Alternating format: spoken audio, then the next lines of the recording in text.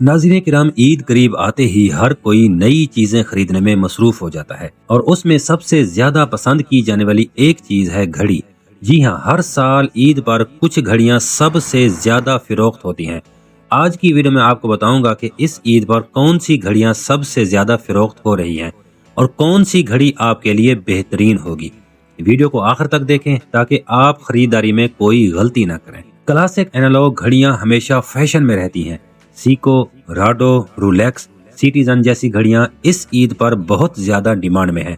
जो लोग स्टाइल के साथ ब्रांडेड की अहमियत को समझते हैं वो ज्यादातर यही घड़ियां खरीदना पसंद करते हैं। नाज़रीन किराम, अब दौर है स्मार्ट वॉचेस का।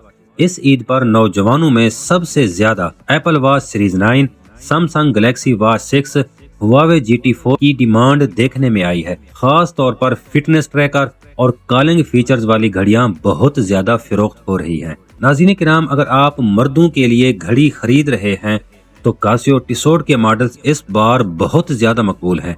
खास तौर पर वो घड़ियां जिनमें क्रोनोग्राफ, चमड़े के स्ट्रैप और मेटल बॉडी हो, वो सबसे ज्यादा फिरोख्त हो रही है। नाज़रीन किराम, अगर आप कम बजट में अच्छी घड़ी लेना चाहते हैं तो करन्स, कैमी, नेवी फोर्स और कासियो स्टैंडर्ड्स बेहतरीन ऑप्शन है।